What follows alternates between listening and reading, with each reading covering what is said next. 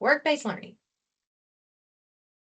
The guidelines are in the staff resources. Please use them. Go there for any of your questions. These are the areas where we have work-based learning. North, north, central, east, west, central, and southeast. It's a planned, structured experience can be in private, for-profit, nonprofit, or the public. And it provides students with opportunity for career exploration and skill development. You have to include an academic and occupational education. So don't enroll people in work-based learning for only work-based learning. They should be getting something else with it. Used to be done through the career centers. Now the youth providers do all the work-based learning. And so we're hoping that that will help include the educational component as well, since y'all are have more wraparound services and offer more things than just putting them in work-based learning. There's a work-based learning priority group. Y'all have to expend, or as a state as a whole has to expend no less than 20% of the funds for work experience. They could be in-school youth or out-of-school youth. So you can place as many of your participants as you can in work-based learning unless you were told that the work-based learning funds are low. So in Area 3, there's only 2 youth providers, and you and Easter Seals will be doing all of the work-based learning. There are other providers in other areas, but we will keep y'all updated if the work-based learning dollars are starting to get low. Our accountants will let us know, and I will tell y'all since y'all are in multiple areas. So here are the work-based learning roles. The Alabama Department of Workforce, which is us, the workforce development. We manage the overall program, provide operational oversight and fiscal management. And then we have the youth provider case managers, which are you all. Y'all do the recruiting, review, and select the participant work sites. You determine their eligibility, maintain the participant records in Alabama Works, and ensure compliance with the WIOA activities. You assist with their career exploration, select the appropriate work sites, and provide case management. You're also going to be the ones to verify their timesheet attendance, approve their time cards, and perform follow-up services. And you need to make sure you check the list of the allowable jobs from Sirius or contact Sirius if the job can be added. You also need to make sure you schedule an on-site visit with the participant prior to beginning the work-based learning assignment. Don't just say, hey, show up here at 8 on Monday. Make sure that they're familiar with it. Make sure you review the terms of the work-based learning worksite agreement that's available in the staff resources with the worksite representatives. The worksite agreements must be completed and the youth certified eligible for WIOA programs before they can begin their job assignment. And there is a separate packet of forms just for work-based learning. There are 4 of them. There's the serious placement form, the work-based learning worksite agreement, the work-based learning evaluation and training plan, and the participant information and guidelines receipt form. So here's what the forms look like. This is the serious placement form. You fill this out and send it to Sirius, and we'll give you that information. It's a few pages long, and they update it every now and then, but the most up-to-date one is in the staff resources. There's also the worksite agreement. It's just saying they understand and adhere to the worksite agreement requirements. They keep a copy of the agreement along with documentation of time, attendance evaluations, and other relevant records. You complete 1 worksite agreement per site, but this needs to be attached to each individual when you upload their packet of work-based learning documents. This needs to be with each individual for the work site they work at. So review the terms, including the supervision, non-displacement of employees, and compliance with laws. That's all in the guidelines.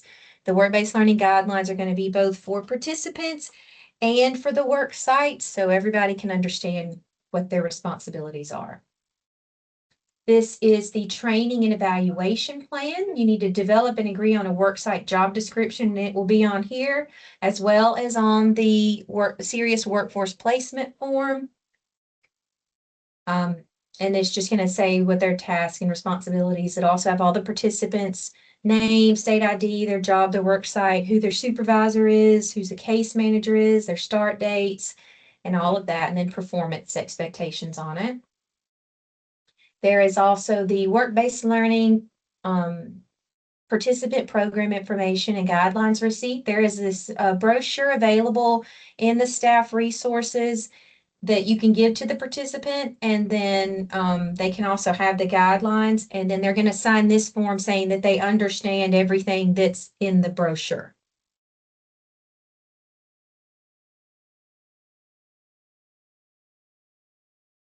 You do not have to upload the brochure, though.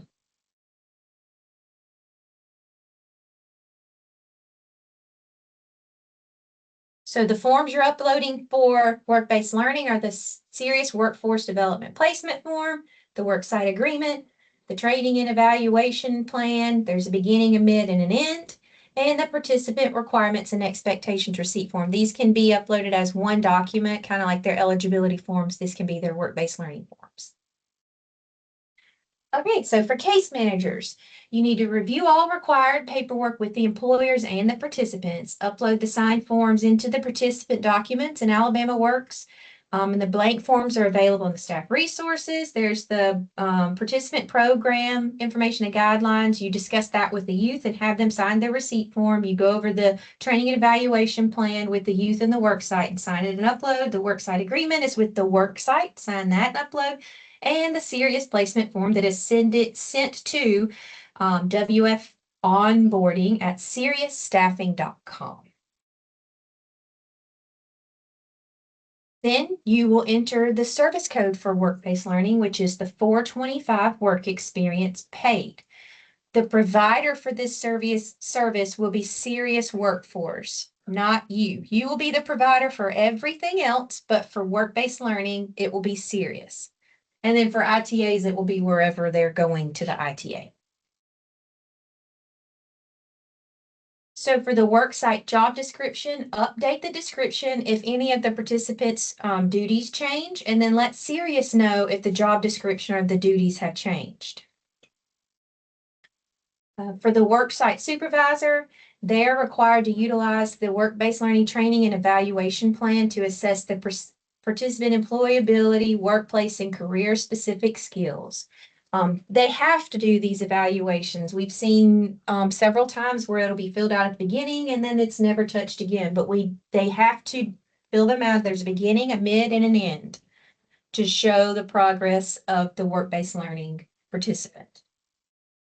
They also need to watch the participant hours, and you'll have access to their time sheets, their time cards, and you will be able to watch this too to make sure they don't go over the maximum allowed amount. So if they do for some reason and it continues to be a problem, they can be barred as a work-based learning site. The supervisor should also provide an orientation to workstations and safety rules. With work performance, they need to know have clear expectations and standards for the youth participants, because these are younger, they're under 24 or 24 under. They also will verify with the case managers the time cards weekly. Y'all will be the #1 approver because we've had issues with them worksite supervisors not actually reviewing. You'll get an email saying this person submitted their time card, and then you can review it, but you can verify with them to make sure it's correct before, because whatever is approved is what Serious is going to pay them. We can't really backtrack. So the supervisor should immediately notify the case manager if the participant fails to report to work.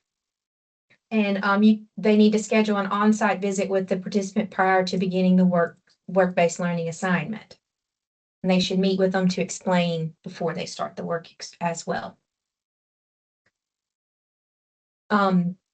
They should assist in ensuring the work-based learning is beneficial to participants. Don't just sit them at a desk and make them push paper and ignore them. This is supposed to be beneficial for them so they actually learn something. And they should offer instruction to the work-based learning participants as they would of any other full-time employees. There should be at least one supervisor there during the participants' assigned work hours on the worksite schedule. They shouldn't be there by themselves or with someone who's not a supervisor. If the participants' duties change, they need to let y'all know so you can let Sirius know. They need to organize appropriate tasks and duties that contribute to the participants' professional growth. They provide constructive feedback concerning the participant's job assignment. They need to maintain the documentation related to the work-based learning program and notify y'all and the participants immediately if any changes in the worksite supervisors, and they need to make sure that the new supervisor is trained on work-based learning.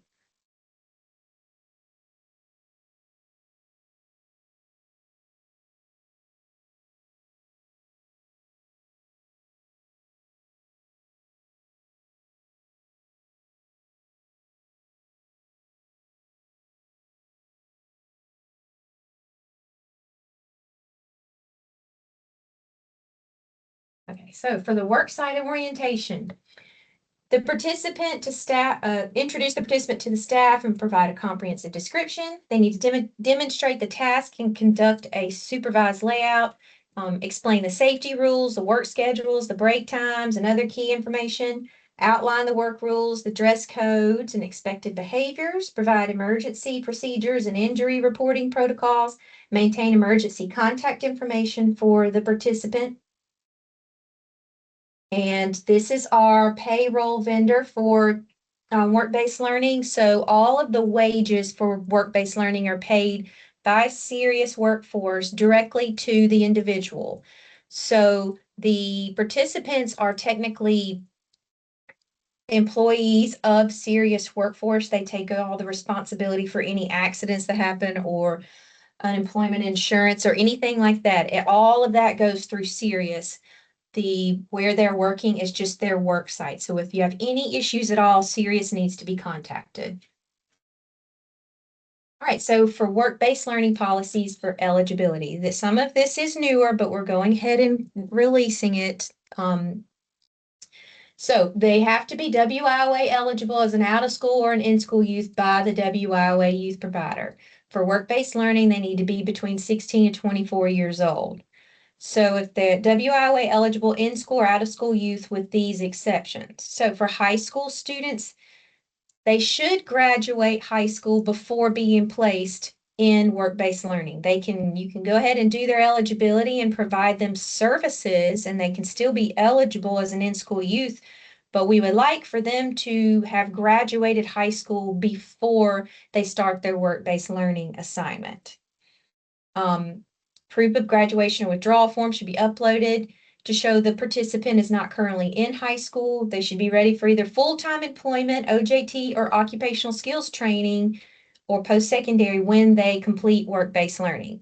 So this is true for all the areas. I know in June, the Area 3 board is meeting to vote for a waiver to allow in-school high school seniors to start work-based learning the last 9 weeks, I believe, of the school year. So seniors that are within the last 9 weeks of their school year can do work-based learning during that time frame if the board votes to approve that. I'll keep y'all updated on it. But we would like for them to come out of work-based learning ready to roll into a job, not have another waiting period where they're still in school or they're still looking for something. Preferably, they would roll into an OJT after this, which I would have to work with the Career Center and the BSRs to be able to do that. Okay, same for GED and alternative high school diploma participants. They can enroll in work-based learning while attending classes, but should be ready for full-time employment, OJT, or occupational skills training when they finish their work-based learning assignment. Participants in post-secondary occupational skills training can enroll into work-based learning or OJT related to their certificate or degree once they complete. At the end of their work-based learning assignment, they must be enrolled in OJT or hired for full-time employment. And then apprentices can enroll in work-based learning at any time during their training, but must follow all work-based learning policies. Any questions on any of that?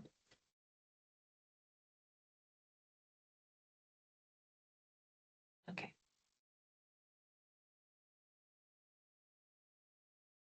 Okay, so I just mentioned this, but for Area 3 only, at the Area 3 board meeting in June, they will be requesting a waiver to allow high school students that are in the last 9 weeks of their senior year to enroll in work-based learning.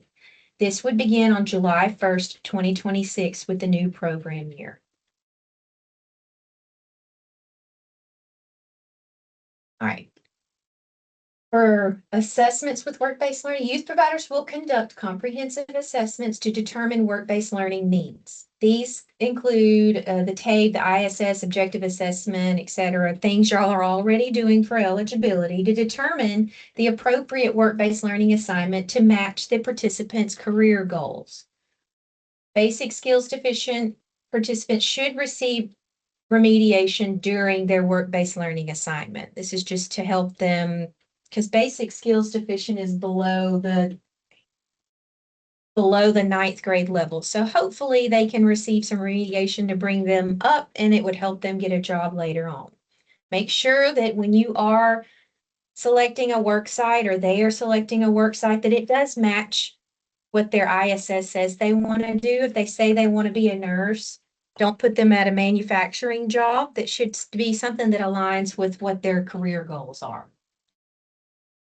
So for orientations, participants will receive orientation and sign the form, like I've already said, the worksite agreement. That needs to be completed and uploaded.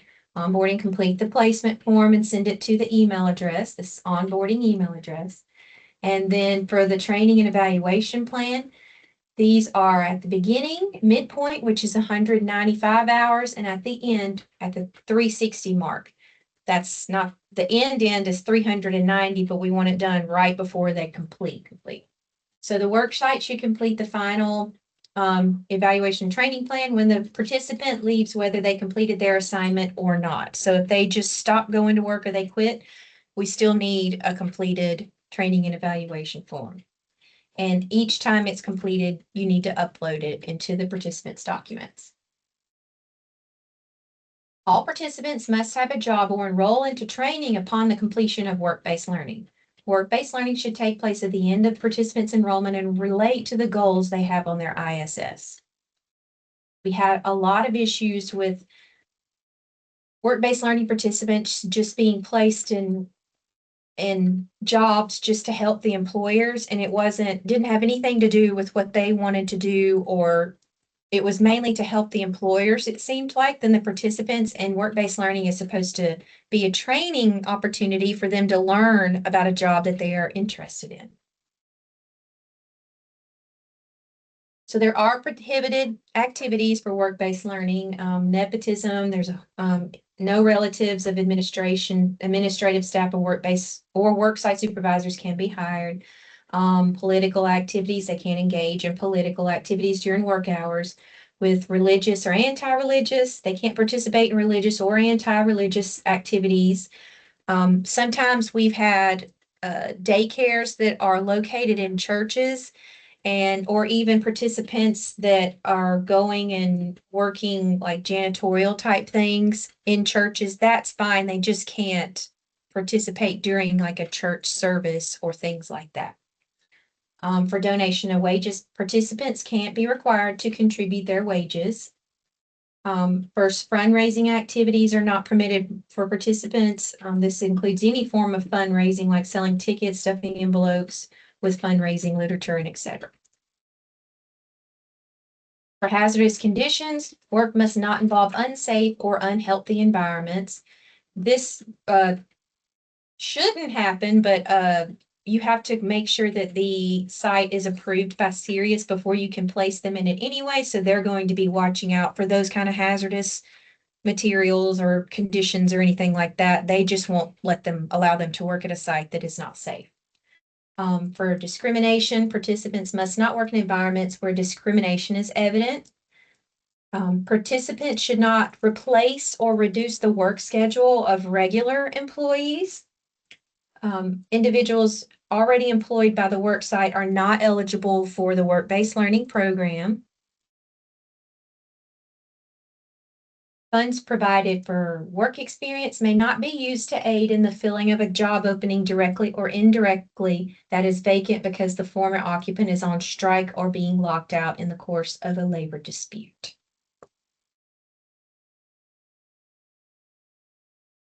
It can be public, private, nonprofit. It should correspond with the participant's interest on their ISS, like I've said. Labor standards apply in any work experience where an employee-employer relationship as defined by the Fair Labor Standards Act or applicable state laws. Participants can work weekends, nights, or holidays if it's required by the work site, but they just have to have supervision there. Like I've said, you need to schedule an on-site visit with the participant. The assigned supervisor should meet with them before their first day. Decisions for worksite selection should include the case manager, worksite supervisor, and the participant.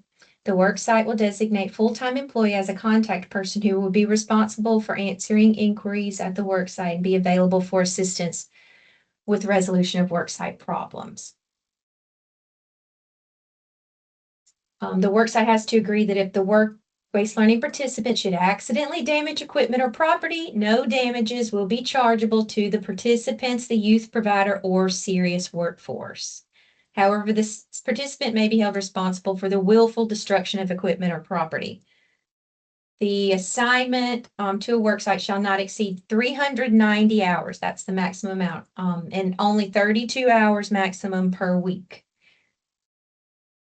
Work sites are not required to hire the participants upon completion, so this is just a short-term assignment. But employers should be encouraged to transition participants who are performing well in their work-based learning assignments into an on-the-job training contract. They have to comply with the child labor laws, and there's a child labor certificate they can get at the labor.alabama.gov under child labor. Disciplinary actions and terminations. They need to counsel, or you need to counsel participants with improper behavior and document any issues. They should contact the case manager for intervention if needed, and terminate the participant if deemed necessary by the worksite and let the case manager know. For a lot of these participants, this is their first job ever. They're learning how to just go to work at all. Learning how they have to clock in and out, be on time, dress well, comply with the rules, and they have to be respectable, things like that. So they may need some hand holding during this whole thing. And so work-based learning work sites kind of have to understand that they're learning. So some of the grounds for termination may be consistent absenteeism, failure to follow instructions, disrespect, falsification of timesheets, endangering others, theft, drug use, threats. So our payroll vendor is serious, like I've said. They cover workers' compensation insurance. In the event of a work-related accident or injury associated with work-based learning programs, they have a list in the staff resources of approved and non-approved jobs that they've just had in the past, so they already know. Approved means the job duties have been approved by Sirius's workers' compensation insurance. And they may ask you for a list of duties or for a specific job just to make sure they can cover it. This is the common placement list. So I'm sure it's gotten longer since this. This is just some of the ones that they have done previously. You can verify with Sirius though if you have a question about whether a job will be covered.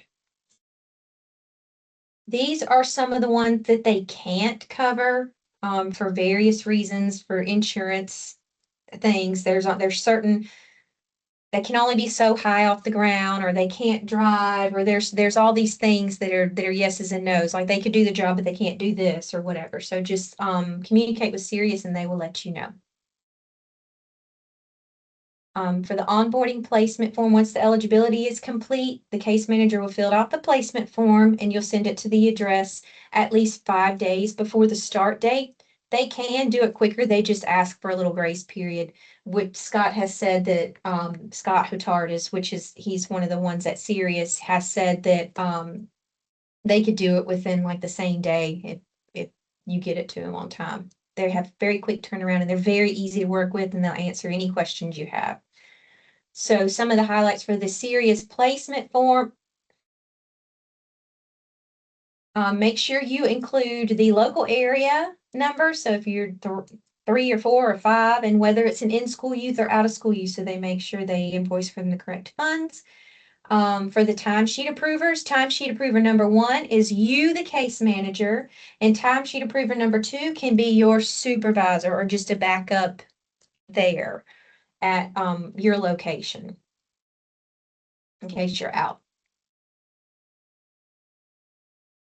If the job requires a background check or a drug test, Sirius can take care of all of that too. They have sites all across everywhere where they can say the participant needs to go here to get this done. And then they'll do the e-verify and anything that's necessary for onboarding. Once the placement form is submitted, a link to Aviante and login instructions to approve time cards will be sent. You will not have access to employees until they have been assigned to you. So we'll make sure we get all of y'all logins and all. I'll get with Scott and send y'all his information. You can request login information for Aviante so you can view all your participants and they'll be attached to you once you start enrolling some. So with Aviante, this is their system, not ours. Participants have access to their timesheets 24/7 and they can update them daily or weekly through the web, or they can do it from their phone. They have a new app out too. They also have access to view their pay stubs and W-2s and download their tax forms, and they can update their own personal information. Once they complete the timesheet, the time card approvers are notified through the same program and through email. Participants must submit their timesheets by 10 a.m. on Monday every week. They get paid weekly. So that supervisors can review the timesheets and confirm with the case manager so they can approve by Tuesday at 10 a.m. So every Monday, the timesheets need to be completed by the participant, and then Tuesdays, y'all need to approve them. Worksite supervisors and case managers can review for accuracy. Case managers are timesheet approver number 1, and case manager supervisor is timesheet approver number 2. Discrepancies must be resolved before approval. So if you see issues or anything, before you hit approve for those timesheets, they need to be fixed. Tell the supervisor or tell the participant, or talk to the job site to make sure what's going on. But if you have any issues, you can email the Sirius email address.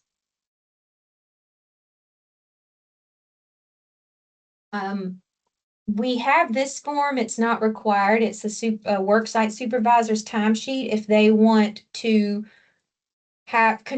use this at the worksite to confirm what the participants are entering in Aviante, or if the supervisor wants to fill it out and you want to make sure that it matches what the participants are submitting.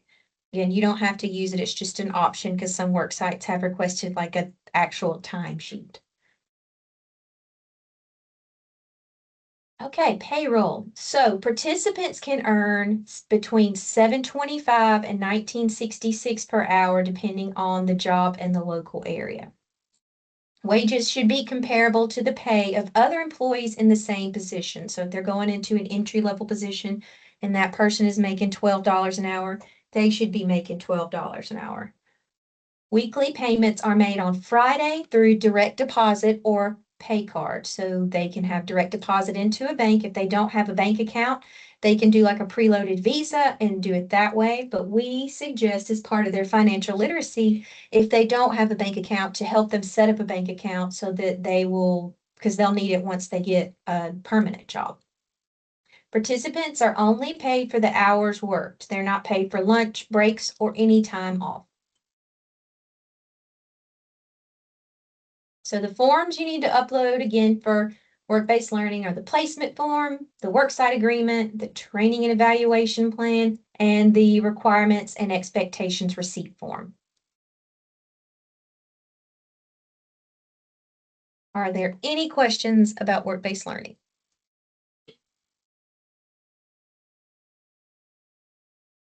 No, that was a lot, but we have the presentation. I think we got it going forward, and we can reach out if we have any other questions. Yes, and I've recorded all of these and I'm gonna upload them to our YouTube so y'all can go back and watch if you need to. Because I know it was a lot over these past 2 days, so. We are, here, we are here if y'all